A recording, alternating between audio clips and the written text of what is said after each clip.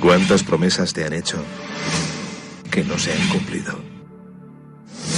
Yo no te prometo un gran sueldo. Te prometo un trabajo fijo. No te prometo que siempre sea como el primer día. Te prometo que nunca te faltarán las fuerzas. No te prometo que todos tus compañeros resistan. Te prometo que se puede llegar hasta el final. No te prometo personas importantes. Te prometo personas que no saben cuánto valen. No te prometo que vayan a hacer caso de lo que digas.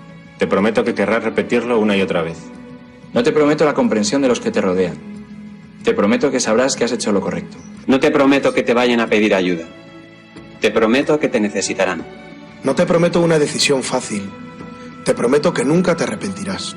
No te prometo un trabajo perfecto. Te prometo formar parte de un proyecto inolvidable. No te prometo que siempre vayas a obtener resultados. Te prometo que tu trabajo dará mucho fruto. No te prometo que vayas a tener grandes lujos. Te prometo que tu riqueza será eterna. No te prometo que siempre vayas a poder ser valiente. Te prometo que tu amor será más fuerte que el mío. No te prometo que puedas acabar con el dolor, el sufrimiento y la injusticia.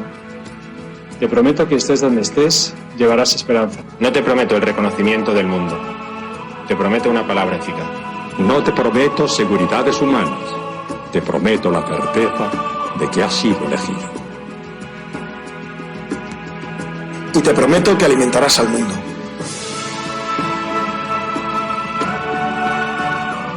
Unirás corazones. Acompañarás a los que sufren.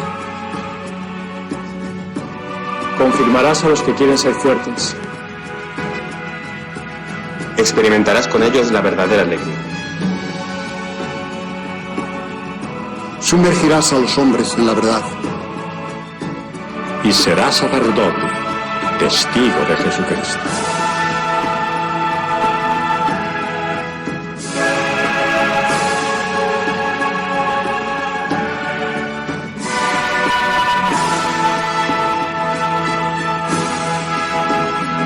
No te prometo una vida de aventuras. Te prometo una vida apasionante.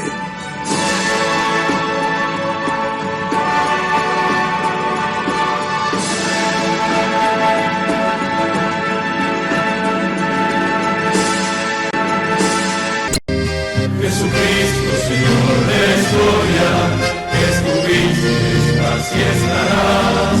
Sos presencia, esperanza y memoria. Sos el Dios de la vida hecho paz. Sos el mismo Jesús que estuviste junto al lago de Genesaret, y ante el hambre del pueblo exigiste, denle ustedes por Dios de comer.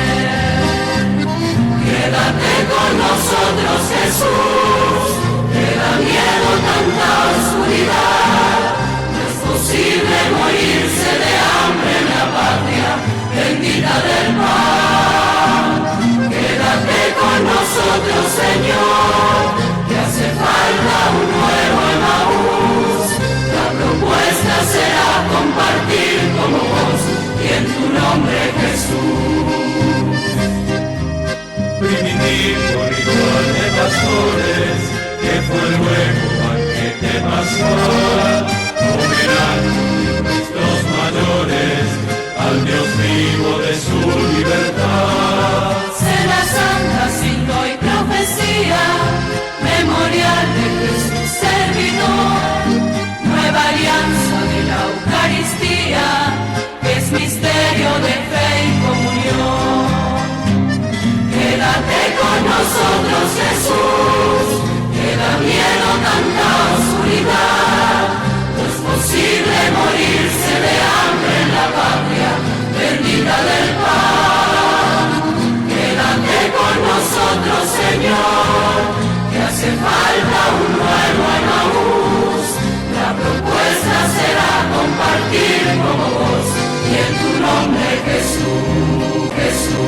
Saludos a todos desde el Hospital Gemelli de Roma.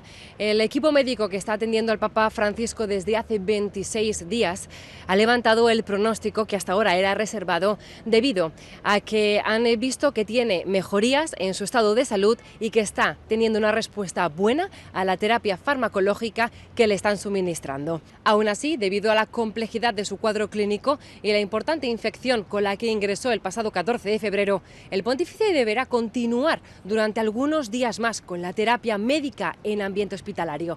Este último informe médico es mucho más optimista que el de la semana pasada, pues desde el 3 de marzo el Papa Francisco no ha vuelto a experimentar crisis respiratorias. A pesar de que el Papa Francisco se encuentra en el hospital, se mantiene activo y está participando por videoconferencia en los ejercicios espirituales de Cuaresma de la Curia Romana que está teniendo lugar esta semana en el Aula Pablo VI del Vaticano y que se están transmitiendo por streaming, un hecho insólito hasta ahora. Seguimos rezando por la salud del Papa Francisco para que tenga una pronta recuperación y que vuelva pronto al Vaticano. Invitamos a todos los que están en sus casas, a los que están en los hospitales, a los que están en distintos lugares de internación, que no pueden salir por enfermedad, por debilidad, a los que los cuidan, a los presos, a los monjes y a las monjas de clausura, a que espiritualmente peregrinemos para alcanzar el don de esta indulgencia del Año Santo 2025. En el nombre del Padre, y del Hijo, y del Espíritu Santo. Amén. Pidamos perdón juntos. Señor, ten piedad. Cristo, ten piedad.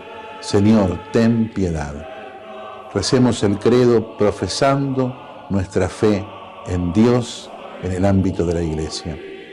Creo en Dios Padre Todopoderoso, Creador del cielo y de la tierra, y en Jesucristo, su único Hijo, nuestro Señor, que fue concebido por obra y gracia del Espíritu Santo. Nació de Santa María Virgen, padeció bajo el poder de Poncio Pilato, fue crucificado, muerto y sepultado, descendió a los infiernos, al tercer día resucitó de entre los muertos, subió a los cielos y está sentado a la derecha de Dios Padre Todopoderoso. Desde allí vendrá a juzgar a vivos y a muertos.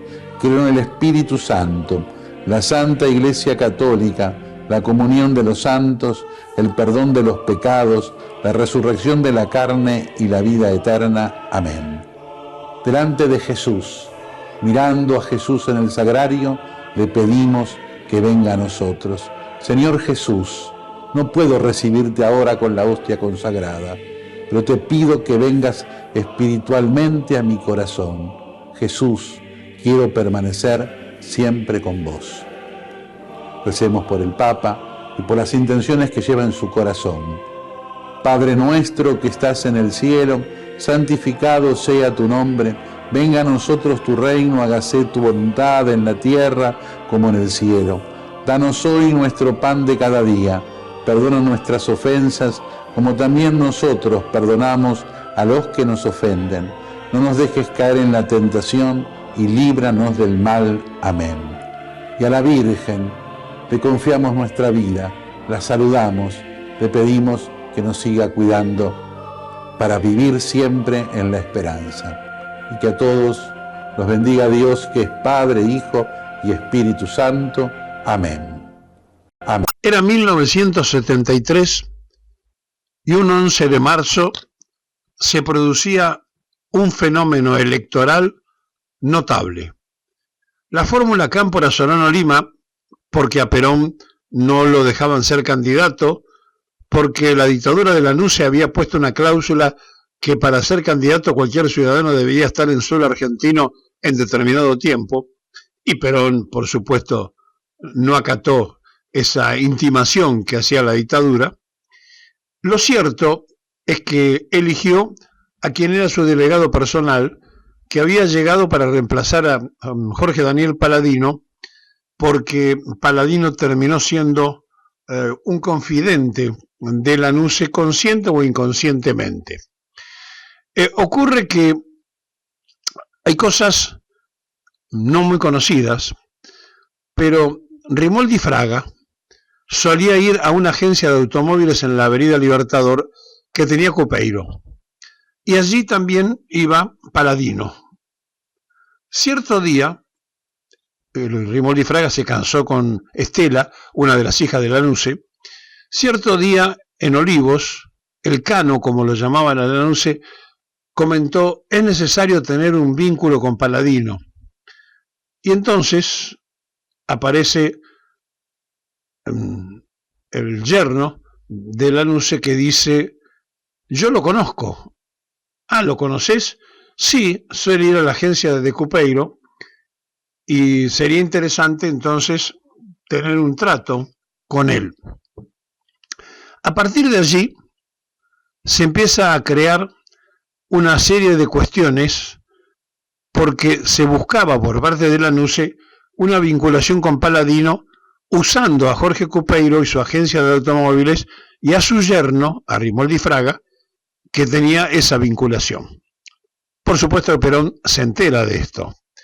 Y entonces había mandado a España Lanuse un agregado que se llamaba Cornicelli, un coronel, y cierto día Perón le manda una carta a Lanuse que le dice: su delegado Paladino y mi delegado Cornicelli, y sigue escribiendo algunas otras cosas, como diciéndole: vos intentaste comprarme a Paladino, yo a Cornicelli. Es decir, estamos 1-1, tu representante en España ya lo tengo dominado, y vos, por más que intentes con Paladino, yo al tuyo lo neutralicé. Era un tiempo donde Perón manejaba la política a una distancia sideral, a varios kilómetros de la Argentina. Llega el tiempo y el momento de que la dictadura de Lanuse no tiene más remedio que dar elecciones, pero le pone una cláusula que para ser candidato, por supuesto estaba dirigida a Perón aunque no lo nombrara, la persona que fuera candidato tenía que habitar en suelo argentino a partir de tal fecha, etcétera, etcétera. Bueno, Perón entonces hace correr una versión que iba a poner a un teniente primero como candidato a presidente, por lo cual empiezan todos a preocuparse en las Fuerzas Armadas, porque dice: imagínate que el comandante sea un teniente primero, y era Julián Licastro. Entonces Perón deja correr ese rumor para que se asusten los militares diciendo: vamos a tener un comandante jefe que es un teniente primero. ¿Para qué? Para que cuando lanzara lo de Cámpora lo aceptaran y no lo cuestionaran. Efectivamente así fue. Lo aceptaron a Cámpora, pero para que no fuera una fórmula solamente peronista, lo puso a Vicente Solano Lima del Partido Conservador Popular para dividir un poco las fuerzas que tenían una representatividad vinculada con el pensamiento de derecha, y entonces estaba, por un lado, controlada a la izquierda y por otro lado, controlada a la derecha. Bueno, esa fórmula de Cámpora Solano Lima fue la representatividad que votó mayoritariamente el pueblo un día como hoy, hace ya unos cuantos años, en 1973, dándole un triunfo notable al Frente Justicialista de Liberación, al Frejuli, pero también a Perón, que era, por supuesto, el armador de este frente. A partir de estas circunstancias empieza a enhebrarse otro tiempo de la política en la Argentina. Por lo tanto, el 11 de marzo pasa a ser también una fecha emblemática en el calendario peronista y en la inteligencia superior de este estratega notable que fue el general Juan Domingo Perón. Todos al frente con todo, todos al frente con Perón.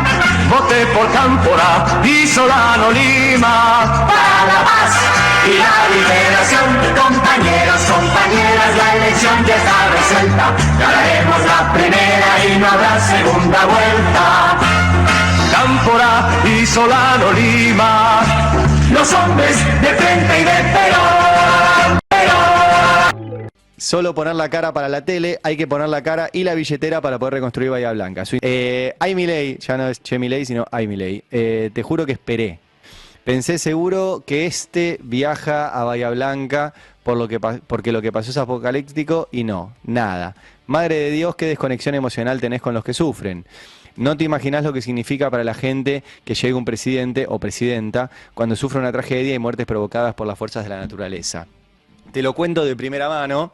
Estoy leyendo el tuit de Cristina, así de recién, hace un par de minutos. El 9 de febrero del 2009, una luz de barro sepultó literalmente al pueblo de Tartagal, en Salta. Yo recién llegaba de una visita oficial a España tras compartir condecoración, gala y encuentros con reyes y presidente.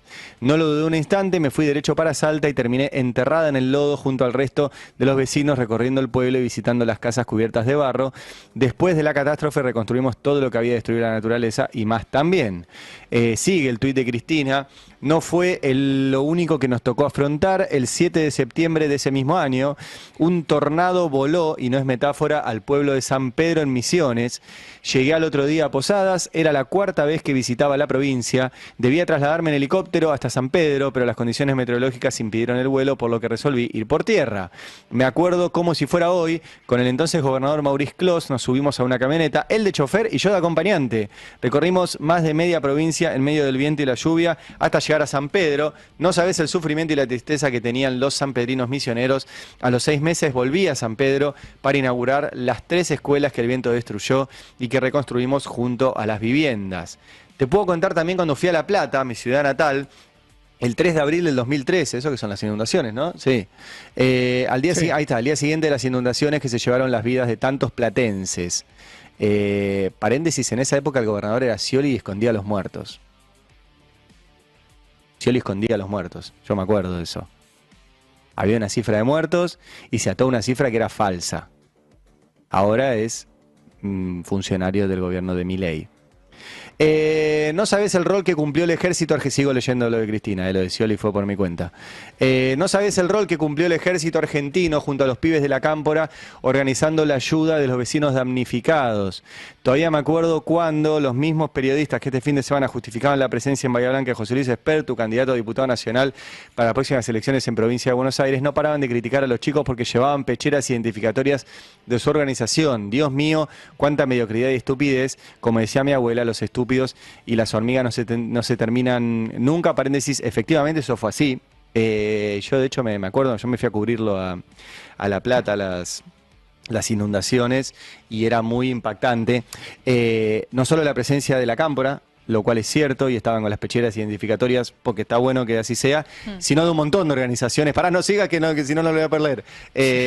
No solo de la Cámpora, sino de un montón de organizaciones y de vecinos que habían perdido todo, y aún así, y de los periodistas, digo, nosotros estábamos ahí laburando, y en un momento terminamos nosotros también, porque estabas ahí, digamos, cualquiera que andaba por ahí estaba dando una mano en esas inundaciones que fueron tremendas, y efectivamente todo el sistema de medios era las pecheras de la Cámpora. Y bueno, amigos, sí, tenían pecheras identificatorias. No había solo de la Cámpora, había un montón de organizaciones y estaba buenísimo. Y la solidaridad fue increíble, y la militancia junto con el Estado fue increíble lo que se logró en esos días. Nada, qué recuerdos, locos. Sí. Bueno, en el mismo día, cuando visité a los vecinos del barrio Mitre en Cava. El barrio Mitre es el que está ahí atrás del DOT, ¿no? Claro, hay que se ha inundado también. Que se había inundado, mira qué boludo, lo dice después, que se había inundado por las mismas lluvias. El barrio está detrás del shopping DOT, y me informaban que después de la construcción de ese gran centro comercial, el barrio siempre se inunda, y era necesario que se hicieran obras complementarias para evitarlo. Me acuerdo de que ese mismo día llamé al propietario del DOT, es Elstein, ¿no? Sí, Grupo IRSA. Un importante desarrollador inmobiliario muy creyente, igual que yo, y le pedí que hiciera esa obra que Dios se le iba a agradecer, y lo hizo. Eduardo Elstein. Apuró al empresario. Al empresario. Que es muy amigo de Milei. Sí. Es el tipo que le dio alojamiento a Milei. Sí. No, Elstein, me lo confundo siempre, perdón. No, pero este es el dueño del Hotel Libertador. Del Hotel Libertador, claro. Y es el dueño de los shoppings y de Cresud y de un montón de... El Grupo IRSA, que es dueño de gran parte de la ciudad. Exactamente. Bueno, sigue Cristina, es largo el tuit. En fin, se trata de estar, acompañar, ayudar y reconstruir. No es tan difícil, hay que poner voluntad y sobre todo plata en mayúscula. Hay varias partes en mayúscula, perdón, no aclaré. Tendrás que gritar esas partes. ¿Mayúscula es gritar? Sí. Claro. Porque tampoco sirve... No. Queda feo. Queda feo, sí. Porque tampoco sirve, esto está en mayúscula, solo poner la cara para la tele, hay que poner la cara y la billetera para poder reconstruir Bahía Blanca. Su intendente, Federico Susbieles, ha evaluado los daños en 400.000 millones de pesos, o sea, casi 400 millones de dólares. Ayer nomás, gastaste 224 millones de dólares en el Banco Central para intervenir en el mercado de dólares financieros y seguir con el dólar oficial planchado. En un día quemaste más de la mitad de lo que necesita Bahía Blanca para su reconstrucción. Fíjate, Milei, le escribe Cristina en esta mañana, y es tal cual. Sí, es tal cual. Me acuerdo en su momento varias situaciones así, todas las que relata Cristina me las acuerdo. Me acuerdo alguna de Néstor también, subido un helicóptero recorriendo... ¿Dónde fue Néstor la semana que sumió? ¿A Chaco? Entre Ríos. ¿Entre Ríos? Entre Ríos, inundaciones. el conflicto docente en Entre Ríos. Ah, docente, no, pero hubo confirmos, no, pero hubo una que Néstor también se fue en medio de una catástrofe, no me acuerdo ahora, pero sí, es re importante que esté ahí el presidente. Hay dos ejes, ¿no? Como uno que tiene que ver con la parte más simbólica, pero también emocional, de ir, estar ahí, ver la situación, acompañar, que la gente que esté ahí en medio de ese desastre natural se sienta acompañada, se sienta que el presidente de la nación está viendo lo que está sucediendo. Y después está la parte material de efectivamente cuánta plata vas a poner para esa reconstrucción. Creo que las dos caras son importantes, ¿no? Como no es solo poner la guita, sino también ir y ver y enfrentarte a ese desastre natural. Santa Fe fueron las inundaciones de Néstor, ¿no? Ah, vos estaba Reutemann de gobernador. Claro, sí. No, y iban, y está re bien que vayan, porque además, cuando vas, además motivás a los que están ahí laburando, Claro. los funcionarios dicen, che, boludo, fue el presidente, le voy a meter pila. Milei fue, apenas asumió a Bahía cuando hubo un tornado, que si no recuerdo mal dejó 13 muertos, pero les dijo, arréglense. Sí. Y cuando le preguntaron en su momento, miren cómo todos los temas se encadenan, cuando a Guillermo Francos le preguntaron por qué no habían asistido a Bahía Blanca, mirá cómo encontraron la Kirchner en Esperanza Santa Fe pasado por agua, 2004, mirá, una zona inundada también, y fue a estar ahí. ¿Qué es eso, Obeid? ¿No? ¿El que está al lado? Sí, Obeid. Mirá, bueno, historia. Bueno. Temas en agenda. Por supuesto, lo urgente hoy, porque es un poco lo que está movilizando a gran parte de la sociedad, es el drama y la tragedia en Bahía Blanca. Luego de bajo el agua, lo que se ve ahora es el daño total de la tragedia y la solidaridad que siempre se despliega en estos momentos. Y también algunas cuestiones políticas que quedan, ¿no? Ahí flotando en el aire. ¿Qué estás viendo en ese sentido?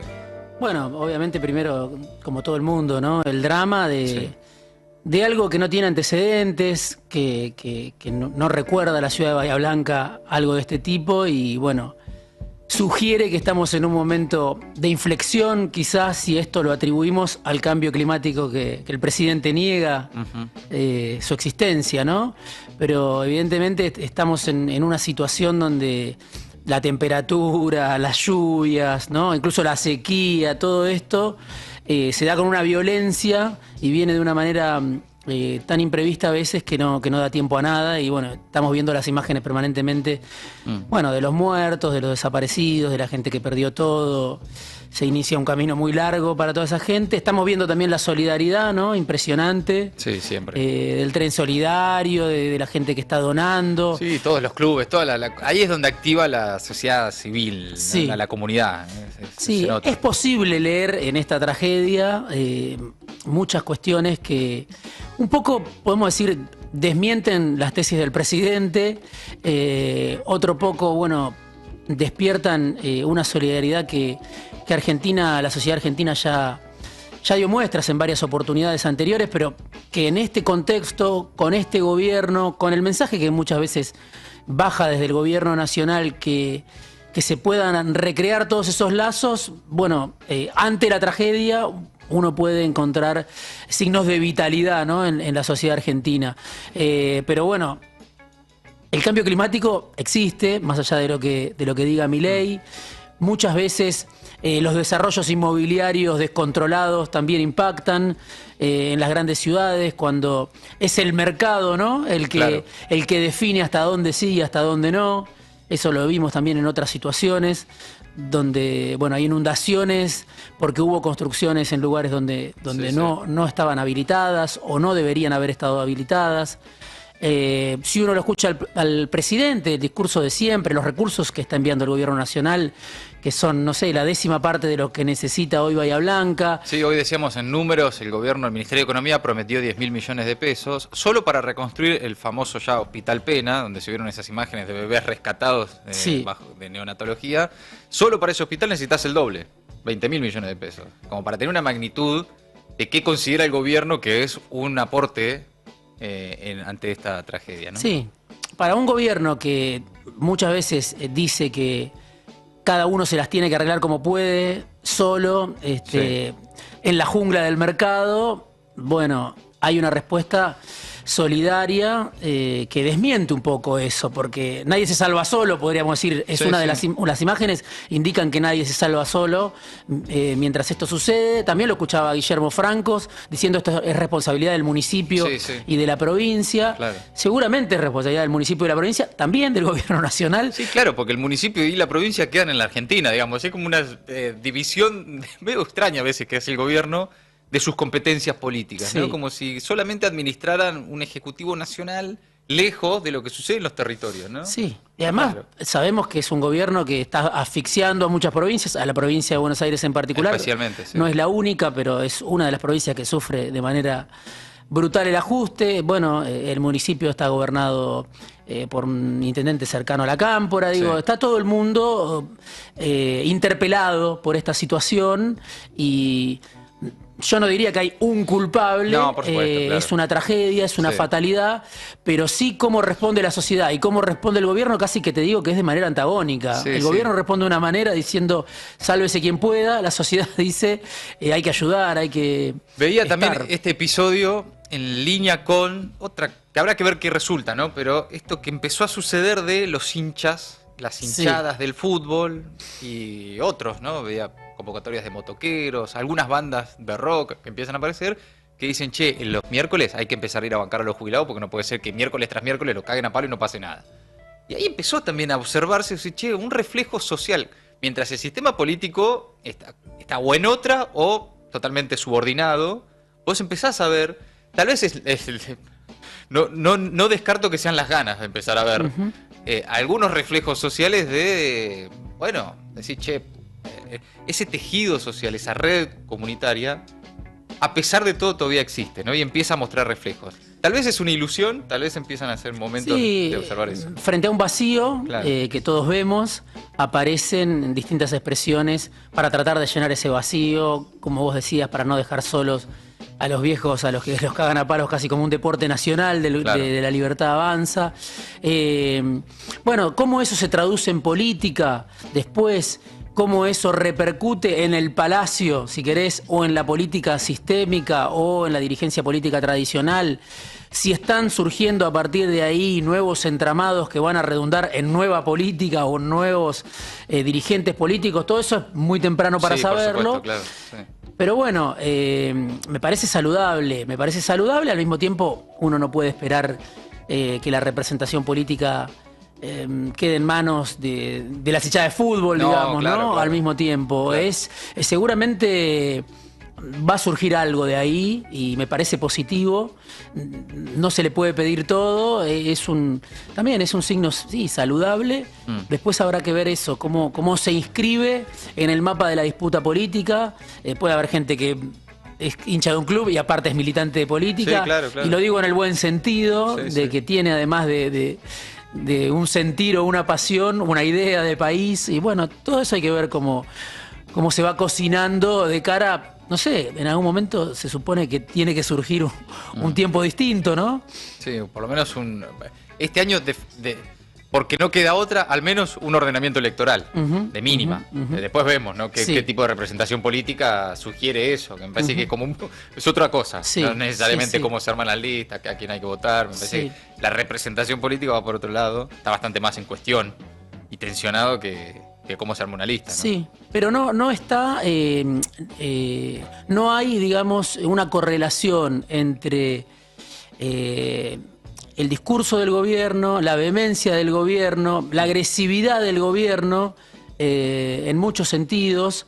Un gobierno que plantea, insisto, esta idea del sálvese quien pueda, bueno, y que gobierne el mercado, Bueno, frente a eso, lo que estamos viendo son signos de vitalidad social, signos de una sociedad que tiene cosas para decir, ¿no? Que no se refugia en su casa, ¿no? Sí, que no está desencillando, sino que está volviendo a la calle de alguna manera o volviendo a expresar su solidaridad en el caso de la ayuda a Bahía Blanca. Sí, vos sabés que también miraba, todavía no en profundidad, pero los primeros datos de un nuevo trabajo de la consultora Tendencias, que vos conocés también, que muestra ahí también los límites de la batalla cultural permanente de Milei, ¿no? Por ejemplo, una de las preguntas, mientras un 45% rechaza la idea de que la ideología de género en su extremo constituye un abuso infantil, un 34% lo respalda, ¿no? Pero empezás a encontrar que en algunas expresiones de Milei, en esta idea de no hay nada que lo frene, van por todo, y su batalla cultural permanente es ganancia todo el tiempo, empezó a encontrar también algunos sectores de la sociedad que dicen, che, no, este es un tema tuyo, ¿no? Pero lejos de lo que a veces el gobierno cree, que es que todo lo que dice, instala o se conversa es pura ganancia para su relato, ¿no? No, bueno, sabemos que hay una parte de la sociedad que no comparte este modelo de país. A veces cuando, yo creo que ya es una imagen del pasado, pero en momentos en los que parecía que a Milei no le entraban las balas, bueno, daba la sensación de que cada idea que el gobierno instalaba, bueno, no sé, calaba hondo, hacía carne en la sociedad.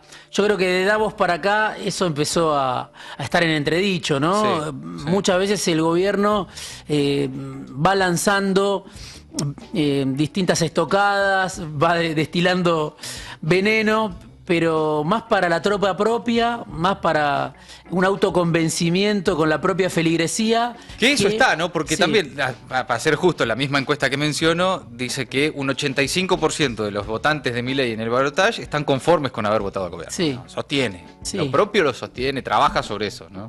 Eso está. Sí, creo que hace un tiempo eran más todavía. Tal vez eran más. Creo que era, no sé si no era el 96, hace no tanto. Claro, bueno, en esa misma encuesta bajó un 11%, un 11% de los que votaron a Milei en el balotaje que dicen estar arrepentidos. Sí, hace unos meses la consultora Tendencias... Estamos hablando del balotaje, ¿no? 54%. Sí. Un número importante igual. La consultora Tendencias hizo una medición hace unos meses y decía esto, 96% decía exactamente lo que voté, ahora es 85%, es altísimo, sobre todo si uno se lo compara, no sé si la siguieron la medición, pero hace unos meses esta misma consultora le preguntó a la sociedad opositora si estaba conforme con cómo el peronismo la estaba representando y alrededor del 50% no estaba conforme. Entonces ahí está el contraste. Milei se parece bastante más a sus votantes, por lo menos a su núcleo duro, que la dirigencia peronista o la dirigencia de Unión por la Patria, a lo que pretende el votante, ese 44% que a veces siente una orfandad muy grande, ¿no? Milei cumple mejor, si querés, representando a los suyos que la oposición. Eso decía la encuesta de hace 2 o 3 meses. No sé ahora, pero bueno, ahí está la gran pregunta, ¿cómo la oposición representa el malestar? En ese sentido, lo que, para ir cambiando de tema, porque otro de los asuntos importantes y urgentes por estas horas es el acuerdo con el Fondo Monetario que parece estar al caer, del que no se conocen los detalles, con el que el gobierno pretende avanzar a través de decretos sin pasar por el Congreso. Ya hay 7 diputados hoy, en su mayoría todos referenciados en la conducción de Axel Kicillof, que presentaron una denuncia penal contra el presidente. Varios senadores, lo escuché a Doñate también, senador de la Cámpora, más cercano a Cristina, decir no vamos a reconocer este acuerdo. Empieza a generarse de vuelta esa tensión. ¿Qué está pasando con eso? ¿Qué estás viendo ahí, esa lectura de la desesperación del gobierno por obtener rápidamente los fondos que necesita del Fondo Monetario? Sí, es un gobierno que está en una emergencia si uno solamente repara en cómo el presidente hace algo inédito de anunciar el 1 de marzo un acuerdo que no está cerrado. Increíble. No hay antecedentes en la historia. Ni siquiera Macri, que de apuro hizo ese anuncio de 5 minutos en el 2018. Pero con el acuerdo ya concretado. Con el acuerdo cerrado. Transpiraba a Macri, tartamudeaba, pero el acuerdo lo había cerrado, desesperado. Le fue a pedir socorro al fondo. Bueno, la película un poco se repite con algunos protagonistas que son los mismos, como Trump en la Casa Blanca, como Luis Caputo al mando del timón económico y del festival de deuda. Incluso en el fondo algunos actores se repiten. Y eso es lo más preocupante, me parece, ¿no? Que la Argentina vuelva a caer tan poco tiempo después en el mismo camino, después del fallido gobierno del Frente de Todos, pero otra vez, ¿no? El gobierno que venía a decir que resolvía los problemas de la Argentina con puro ajuste. Sí, especialista en crecimiento económico con o sin dinero, todo lo que hemos escuchado de Milei, sí. Y Bueno. ahora necesita otra vez, como decís vos, el respirador artificial del Fondo Monetario Internacional. Sí, y con este Estamos cuento, de vuelta al principio de la historia, del yo juego digo de la boca. con el cuento de la buena deuda, ¿no? Claro. Porque es la idea de que nos vamos a endeudar, pero esto va a ser algo que no va a generar ningún tipo de consecuencias, cuando sabemos que no es así, porque no es lo mismo deberle al Banco Central que deberle al Fondo Monetario Internacional. Sí, pero además hay una cuestión de... vos podés decir que con el fondo no es nueva deuda y no hay condicionamientos. Si se tratara del primer acuerdo de la Argentina con el Fondo Monetario Internacional, capaz algunos dirían, bueno, sí, puede ser, te creo. Ahora, la historia que tenemos con el fondo, ya sabemos... 28 acuerdos tenemos. Ya sabemos que nunca no es nueva deuda, que nunca no hay condicionamientos. Sí, sí, sí. El tema sí. lo que no sabemos es Por cuáles eso, son, hay ¿no? mucha opacidad también. El hermetismo total. Estos signos que vos mencionabas de la oposición me parecen también positivos, en alguna medida no alcanza con eso, Claro. pero el gobierno está tratando de decir, vamos a mandar al Congreso, bueno, por un lado un decreto, pero un decreto que hay que ver si las dos cámaras lo rechazan o no, pero un decreto con muy poca información, seguramente.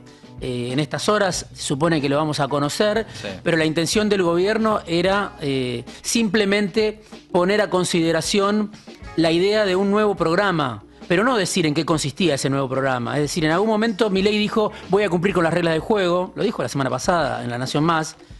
Las reglas del juego son la ley Guzmán, la llamada ley Guzmán, la ley que aprobó el Frente de Todos, por la cual no podés endeudar a la Argentina otra vez después del préstamo demencial que tomó Macri de 57.000 millones de dólares sin pasar por el Congreso. Milei dijo, me voy a atener a esas reglas, al instante las Sí. estaba violando, pero sí hay un intento de no dar ningún tipo de precisión sobre esta deuda. ¿Cuánta deuda es? ¿En qué condiciones? ¿Cuál es la tasa que va a tener que pagar la Argentina? Porque no solo cambiás de acreedor, tenés que pagar una tasa Claro. más alta contra lo que el gobierno dice. Porque claro, si hoy el gobierno se quisiera endeudar con los fondos de inversiones, es decir, en el mercado privado, por supuesto tendría que pagar una tasa más alta que la que va a pagar por el fondo.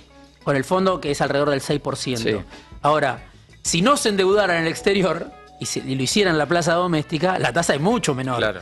O sea, vos estás comprando una deuda con un acreedor externo que te condiciona, que se sienta en la Claro. mesa de gobierno y que te cobra una tasa más alta que si pudieras resolverlo sin tener que acudir al exterior. Pero además todo indica que es para seguir pisando el dólar en un año electoral, garantizar que algunos amigos del gobierno puedan sacar las divisas que necesitan sacar, grandes empresas, digo, Sí. y demás. No necesariamente para, como dice el presidente, sanear el Banco Central y bajar la inflación. Porque ahí además decís, pero encima es para seguir fugando Sí. y para seguir pisando el dólar. O sea, te vas a... La quiso Caputo otra vez. Sí. ¿No? Sí, sí, para llegar a las elecciones Para llegar con a el las dólar elecciones. controlado Claro. y la ficción de una inflación a la baja. Ese es el plan, me parece. También pagarle a Wall Street, ¿no? Y esto creo que varias veces lo charlamos. Es Trump el que presiona al fondo a través de un secretario del Tesoro que viene de Wall Street, que se llama Scott Bessent. Es el tipo que está presionando al directorio del fondo para que el directorio del fondo le preste a la Argentina. El tipo viene de Wall Street y el fondo le presta a la Argentina para que cobre Wall Claro. Street. Entonces, es un circuito perfecto para que ganen los fondos de inversión, que ya muchas veces los vimos, irse muchas veces desesperados, ¿no? Son amigos o han sido empleadores incluso del ministro de Economía que hoy tenemos. Es Qué lindo todo sí, eso. sí, se parece bastante a una pesadilla, ¿no? Antes de terminar, porque vos en tu nota mencionás a Leonardo McDour. Madcour, sí, Madcour. Madcour, Sí. Leonardo McDour. McDour, ahí Sí, está. sí. Que es un hombre muy cercano a Massa. Sí. Ahí está la Contame foto. brevemente qué no es sé esa si, foto. No sé si podemos mostrar la foto, pero Sí. bueno, hay una foto en la nota que compartimos en el Destape que salió publicada Sí. ayer. el panorama semanal que escribo, bueno, ahí lo tenés, Milei, Caputo, la soga del fondo y el cuento de la buena deuda. Claro, y ahí es interesante esa foto porque mucha gente, claro, no los conoce. Si mirás de izquierda a derecha, el primero es Luis Cuvedú, que es un venezolano del fondo, que muchas veces vino a la Argentina, representante del fondo. El segundo es el canciller Gerardo Wertheim. Todos pulgares arriba haciendo la gran Milei. Sí, totalmente. Son los que nos van a endeudar otra vez, ¿no?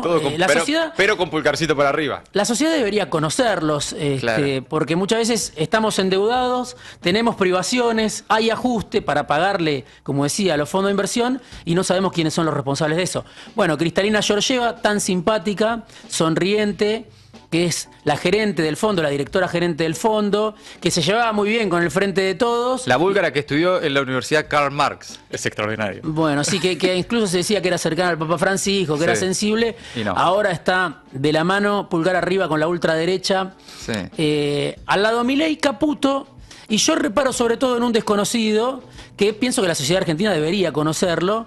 Es el último a la derecha, se llama Leonardo Matcur. Es el hombre de Milei ante el fondo. Es el representante de todos los argentinos ante el Fondo Monetario Internacional. Es el que está cerrando la nueva deuda. Es el que está negociando con el fondo la nueva deuda que va a condicionar a las futuras generaciones. Es el que está en la letra fina en estos días, digamos. En el detalle está él. Es el hombre del fondo. Es el hombre de Milei ante el fondo, perdón. Al lado de Caputo a la derecha. Bueno, ¿cuál es la particularidad de ese señor? Que era el jefe de gabinete de Sergio Massa. Increíble. Hasta el 10 de diciembre de 2000. El jefe de gabinete del Sergio Massa, ministro de Economía. Exactamente. O sea, un hombre muy importante de Massa. El hombre clave de Massa en las gestiones, especialmente con el Fondo Monetario Internacional. Claro. O sea, él representaba al peronismo, representaba al Frente de Todos, representaba a Sergio Massa ante el Fondo. Cambió el gobierno, se fue el peronismo, vino la ultraderecha y Matcur siguió charlando con el Fondo. Qué curioso, ¿eh? Aparte, bueno, hay otra cuestión. Es alguien que viene de los equipos técnicos de Roberto Lavagna. Trabajó con el peronismo cuando comenzó la era del Frente para la Victoria, ¿no? Ahora, su papá era presidente de la Cámara... Es para hacer un libro. Yo cuento un poco su historia. Era presidente de la Cámara de la Construcción, el padre, estaba en la Fundación Mediterránea, pero él siempre había trabajado con el peronismo de la mano de Lavagna. Hay muchos lavañistas en el gobierno, lo cual también es un síntoma de época, ¿no? Vos mencionás que el suegro de Matcur es Guillermo Nielsen. Exactamente. Otro lavañista en su Exactamente. momento. Guillermo Nielsen, hoy embajador libertario en Paraguay. Gobierno en Paraguay. También fue embajador del Frente de Todos en Alemania en algún momento. Es alguien también del lavañismo, como está Marco Lavagna, ¿no? Sí, claro. Marco Lavagna no está a cargo del INDEC. O sea, la familia Lavagna en pleno está con la ultraderecha. Digo, es algo interesante para pensar en qué termina un ministro de Economía que estuvo asociada con la recuperación después de la salida de la convertibilidad. Era el ministro de Duhalde, después fue el ministro de la primera etapa de Néstor Kirchner. Hoy tiene a gran parte de sus cuadros técnicos, incluido su hijo, al servicio de este proyecto excluyente, podemos decir, de extrema derecha, violento, pongámosle los adjetivos que se nos ocurra porque son muchos.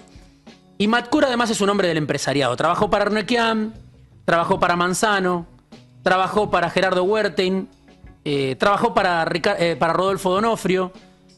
Es un grupo empresario que está asociado hoy al gobierno de Milei, pero antes estuvo asociado a otro gobierno. Clarísimo. Es muy sintomático, Sin diría. duda. Es sintomático de que hoy el hombre que está cerrando la nueva deuda haya sido el representante del peronismo hasta 5 minutos antes de que asuma Milei ante el fondo, ¿no? Era el representante del peronismo ante el fondo, hoy es el representante de Milei ante el fondo, está sentado en Washington, cobra en dólares, le paga el fondo con la plata que los países que son socios del fondo aportan. Diego, impecable como siempre, qué lindo conocer algunas caras gracias a vos y seguiremos charlando. Buena semana. Gracias, Mati. Diego Genudo, maldita. Gracias, Mati. De saludar al queridísimo compañero economista Horacio Robelli. Queridos amigos, muchas gracias por la comunicación, saludos a ustedes dos y a todos los amigos de Radio Gráfica. Bueno, Horacio, hemos publicado tu nota, que también estuvo publicada en Infonativa, donde vos explicás lo que se viene en la Argentina, otra vez un acuerdo con el Fondo Monetario que se nos presenta como inevitable, porque si no, todo va a ir peor. Y es lo que dijiste vos hace un rato, digamos, siempre te lo venden como que es imprescindible acordar con el Fondo Monetario Internacional. Y el Fondo Monetario Internacional es un acreedor privilegiado porque te impone condiciones, no es que solamente te presta la plata, te presta la plata y vos tenés que cumplir condicionalidades. Y las condicionalidades son cada vez peores.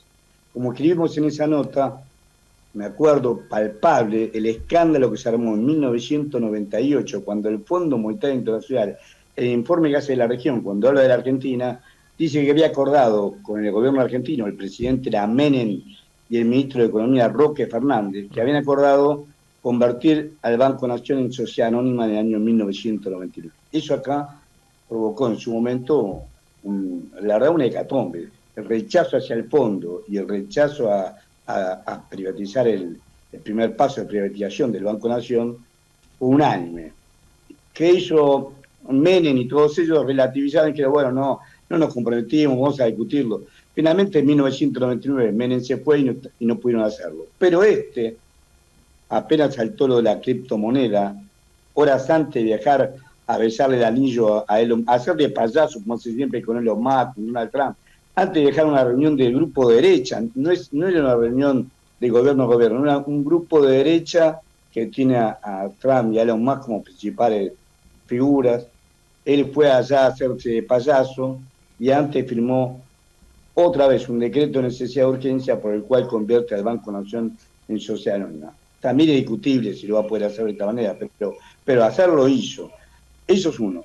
Después lo que avanzó sobre los jubilados, las condicionalidades del fondo, el gasto más grande que tiene el presupuesto nacional es casi un 35% del presupuesto, aún pese a la reducción de la erogación del pago a los jubilados y pensionados.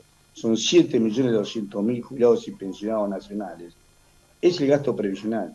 Entonces el fondo siempre le presiona a los gobiernos para que disminuyan el gasto previsional. Y además para que creen, ellos lo tienen, un sistema de capitalización, la famosa SAPJP. Una reunión que nos invitó Silvina Batakis a muchos economistas, nos contó lo que le pasó a ella. Ella asume, un mes estuvo como ministra de Economía, el mes de julio, no viene a asumirles en viajar a Washington. Se entrevista con Cristalina Georgieva, la recibe sonrientemente como aparece en la foto, y al poco hablar le dice que había que crear un sistema de capitalización en la Argentina. Ella le dice, mirá, fue un rotundo fracaso, tuvimos que reestatizarlo porque cobraban comisiones, lo que sabemos, comisiones, era un fraude, estaban estafando, y ella se enojó, le cambió el gesto, le cambió la sonrisa, habló 5 o 10 minutos más de formalidad y se fue. Todo porque le presionaban a que, para conseguir un crédito del fondo... Claro, y poder volvió Batakis acá y la rajaron, y ahí vino Massa. Es gracioso, porque ella dice que viene y invita a almorzar a Olivos a Alberto Fernández, y Alberto Fernández no dijo nada, o sea, que alguien le dio la orden. Alberto Fernández era tan monigote, como contás vos, era tan monigote, que ni siquiera ella le contó lo que había pasado. Él se ve que después le dieron la orden y tuvo que renunciar, pero al mediodía que llegó a la mañana, pero al mediodía fue a comer claro. Pareciera pesado, Horacio, que siempre contemos lo mismo, pero si no entendemos cómo llegamos acá. Es decir, ayer Fer Gómez decía, lo que está haciendo Milei ahora es incluso menos grave que lo que hizo Macri en el 2018, porque lo de Macri no tuvo ni un papel. Bueno, hay que decirlo. A algunos no les molestará, ¿cómo dicen eso ahora? Pero, muchacho, los que le convalidamos, el peronismo le convalidó la estafa del macrismo. Fue el Congreso de la Nación. Y armó una ley para decir, la próxima sí se discute en el Congreso. Y ahora Milei saca un decreto y dice, no se discute en el Congreso. Ahora, lo que ocurrió en 2018 fue histórico. 45.000 millones de dólares, que vos después explicás muy bien cómo se fugó esa plata, se la llevaron una minoría en la Argentina, y bueno, y después el Congreso lo convalidó. El Congreso convalida todo, realmente es deleznable. Ellos, por eso en la nota digo que ellos debían saber de memoria el artículo 75 de la Constitución Nacional, que son las facultades del Congreso de la Nación, y el artículo 29, vos cuando delegás esas facultades, como hizo con Macri, como está haciendo ahora, cuando vos delegás esas facultades, te cabe el artículo 29, infames traidores a la patria. Por ejemplo, los 38 senadores y los 134 diputados que aprobaron un régimen de derecho exclusivo, independiente del resto de la población, este régimen de incentivo a las grandes inversiones, también son infames traidores de la patria y deben ser acusados por infames traidores de la patria. O sea, estamos ante un Congreso que esto sí que es una escribanía del gobierno. Lo que el gobierno decide, este Congreso vende patria como el gobierno, convalida todo. Acá es una muestra más. Lo de los jubilados es gravísimo, porque acordate que ahí decimos también que el 23 de este mes vence la moratoria, o sea que muchos jubilados que tienen 65 años, la edad para jubilarse, no van a poder hacer porque se suspendió la moratoria, no hay más moratoria, entonces van a tener que seguir trabajando, o no sabemos que van a poder vivir hasta tener los 30 años de aporte que le exige la ley. Vos si no tenés 30 años de aporte, un país que ha tenido las irregularidades que ha tenido este país, juntar 30 años de aporte no es tan fácil. Era fácil en mi época todo el mundo tenía trabajo por relación de dependencia, acá caemos, es peor. Es más, tenés un periodo de trabajo como monotributista, después deja de tenerlo. Todo este desastre que estamos viviendo legalmente, quieren seguir avanzándolo. Y esto es lo que tenemos que partir. El tercer condicionamiento del fondo es la flexibilidad laboral. ¿Por qué? Porque la idea que tiende Argentina, que la Argentina sea un país extractivista, una mera colonia africana con perdón de los países africanos. Y todo. Porque Burkina Faso se rebeló, los militares, que son militares patriotas, derrotaron al Milei de Burkina Faso y tomaron el gobierno de ellos. Y por supuesto tenían un sistema parecido al RIGI y lo derogaron. Bueno, acá no tenemos esta posibilidad, ni remota, pero lo que quiero decirte es que avanzan ahora sobre el derecho laboral, van a despedir gente y entonces flexibilizan para poder despedir gente porque van a cerrar empresas. Lo que está pasando con grandes empresas, cuando uno ve por ejemplo el campo, no son nenes de pecho, no es que Vicentín, Molino Cañuela, Sancor, son empresas menores, o el grupo Rocobatel, son empresas importantes, Verónica, Tres Arroyos, son empresas importantes, productores agro y agroindustriales, y vos fíjate que todos ellos están convocándose, tienen convocatoria de acreedores, o peor, no resuelven la convocatoria de acreedores, el caso Vicentino, o caso ahora Molino Cañuela, no pueden resolver y van a la quiebra.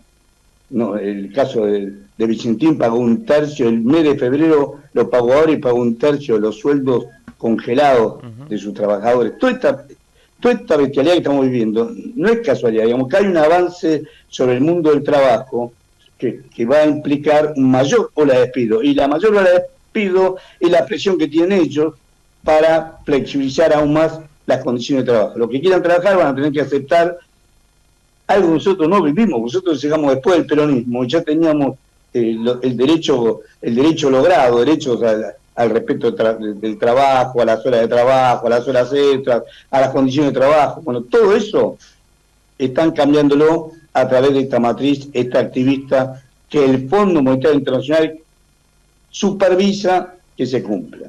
Horacio, ¿cómo estás? Acá te saluda Leila.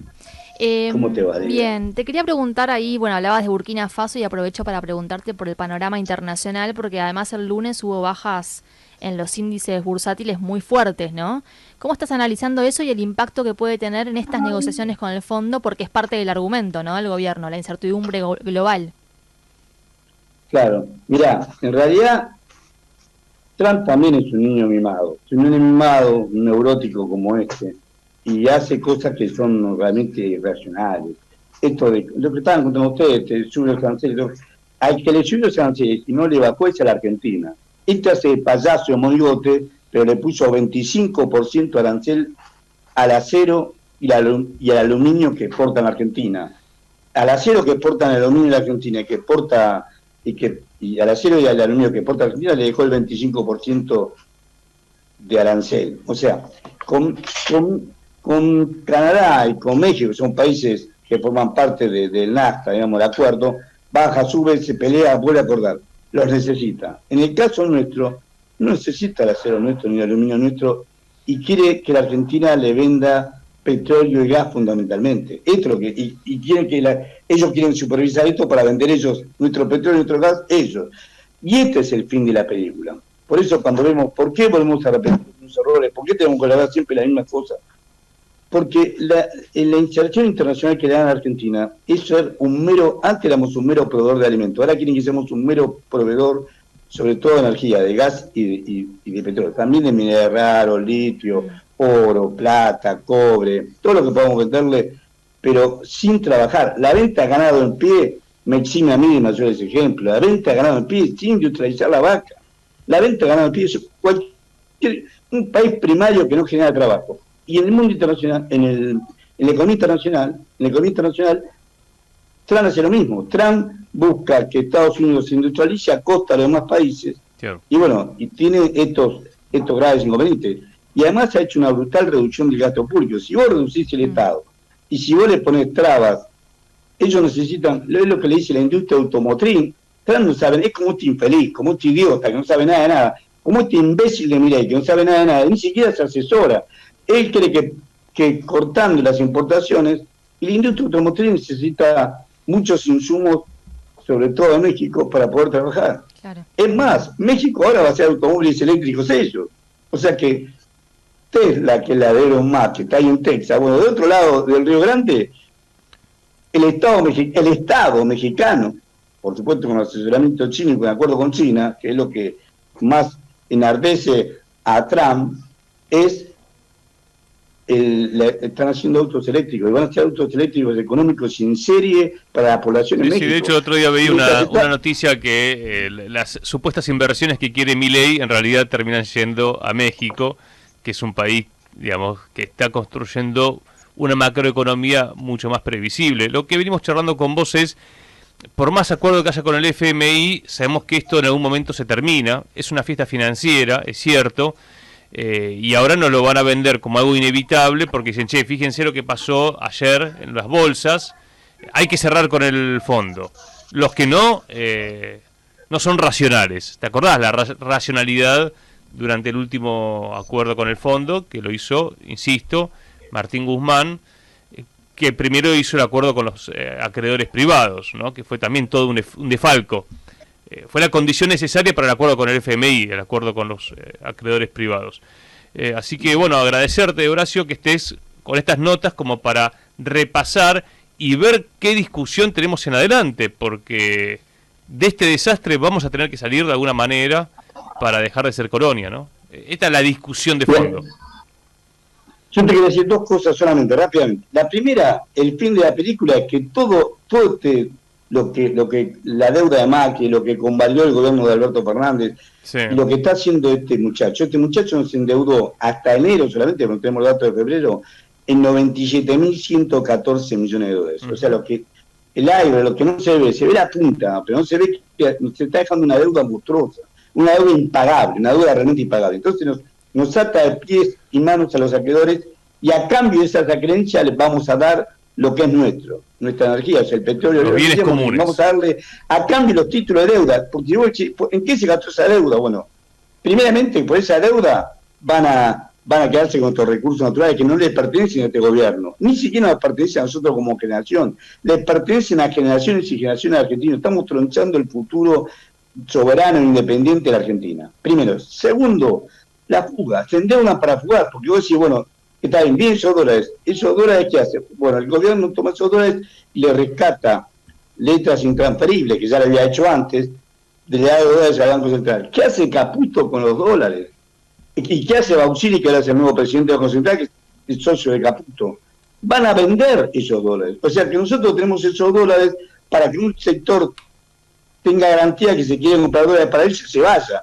Es lo que están haciendo. No es que traen estos dólares para decir, bueno, vamos a hacer una fábrica de automotores eléctricos como está haciendo México. No, vamos a traer esos dólares, 12.000, 15.000, 20.000, para que los que se quieran ir tengan la garantía de comprar esos dólares e irse. Para eso lo tiene el Banco Central. Porque el Banco Central sigue cumpliendo con la reforma de la ley 24.144 de Hugo Cavallo, que el Banco Central cumple dos funciones. Es agente financiero del gobierno y a su vez es banco de bancos. Por lo tanto, los bancos le piden dólares, traen los pesos al tipo de cambio oficial y él le vende los dólares de reservas internacionales. Este es el camino que está trazado y que han hecho tantas veces y vuelven a repetir. Por eso es mentira que dicen que es para las reservas. Claro, utilizan las reservas internacionales como garantía de que los que quieren comprar dólares se puedan ir. Claro. Porque el problema es, ¿por qué hubo un coletazo con el dólar MEP? ¿Por qué creció fuerte el dólar bolsa? Y porque no los grandes, porque si los grandes se hubieran ido, el dólar hubiera estado a 5.000 pesos. Pero sí, los sectores medianos y pequeños, pero que son inversores, ya no creen en este tipo de cambio, se mantiene, y el venir el dólar del Fondo Monetario Internacional, obviamente los grandes capitales están propiciándolo. Estamos hablando de BlackRock, de Vanguard, de Fidelity, de Pinco. El capital financiero con base a Manhattan presiona para que el fondo le aumente, nos dé más deuda, o sea, nosotros tengamos más deuda con el fondo, nos dé más crédito, nosotros tengamos más deuda con el fondo, y con esa plata es la garantía a los sectores que se quieran ir, que se quieran ir. Que no molesten el programa económico que le da a ellos pingo de beneficios. Fíjate que el miércoles van a hacer una licitación por 4,6 billones de pesos, 4,6 billones de pesos de LECAP, de letras capitalizables, y seguramente la tasa viene aumentando sistemáticamente todos los miércoles. Empezó con 2,3, 2,4, 2,5, 2,58 fue el miércoles 23 de febrero, y ahora seguro el miércoles 12 de marzo va a estar en 3% o arriba, cuando la evaluación del tipo de cambio oficial es 1%. Están ganando en torno a 2 puntos, 2% en dólares. Eso no ganan en Estados Unidos en un año, acá lo ganan en un mes.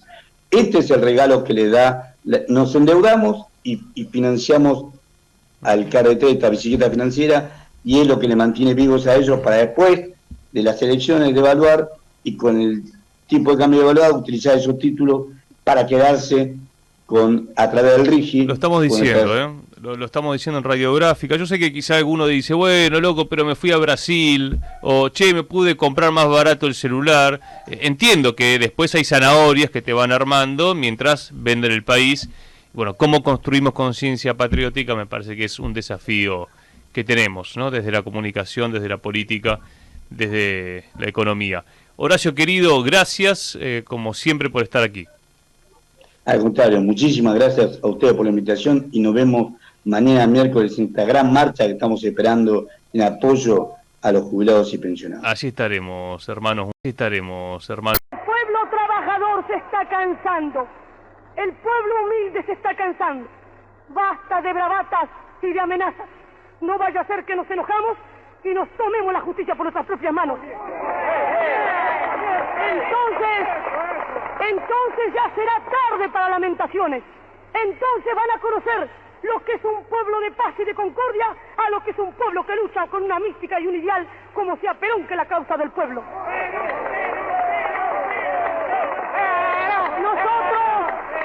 Nosotros predicamos la paz, nosotros predicamos la concordia, pero así como dije yo en un discurso en Europa, es inútil hablar de paz. Cuando me preguntaron, ¿qué opina usted de la paz, señora? Es inútil hablar de paz, es inútil vivir, cerrar los ojos a la realidad. No habrá paz en el mundo mientras no desaparezcan las odiosas diferencias sociales. No habrá paz en el mundo mientras los obreros sean carne de cañón en la guerra y brazo de trabajo en la paz.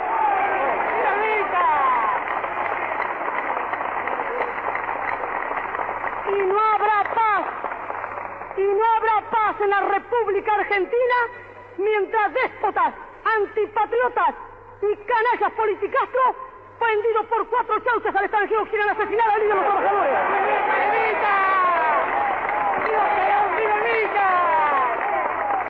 La consigna de la hora, estar alerta. Cada descamisado ha de ser una célula, pero una célula de la patria y no una célula del comunista que trabaja para Stalin. Nosotros no tenemos más banderas que la bandera azul y blanca. Nosotros no cantamos más himno que el nuestro, y nosotros no victoriamos más general que el general Perón, porque no necesitamos a nadie más victoriarlo. No debemos ir a la lucha de masa en este momento hasta que no se dé la orden. Pero cada descamisado, cualquiera que hable mal de Perón, debe romperle un botellazo en la cabeza si es necesario. Pueblo que escucha, únete a la lucha. Pueblo que escucha, únete a la lucha. Pueblo que escucha, únete a la lucha. Pueblo que escucha, únete a la lucha. Pueblo que escucha, únete a la lucha. Pueblo que escucha, únete a la lucha. Pueblo que escucha, únete a la lucha. Pueblo unido, nunca vencido. Pueblo unido, nunca vencido. Y luche, luche, luche.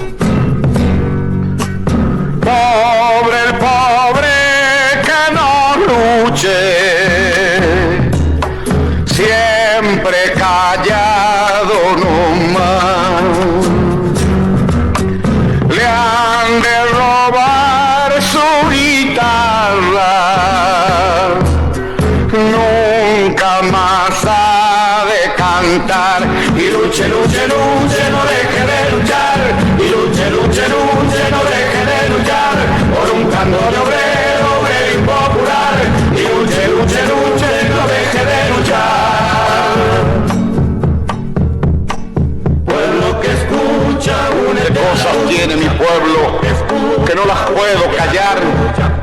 Cualquiera viene y le ofende y él calladito nomás.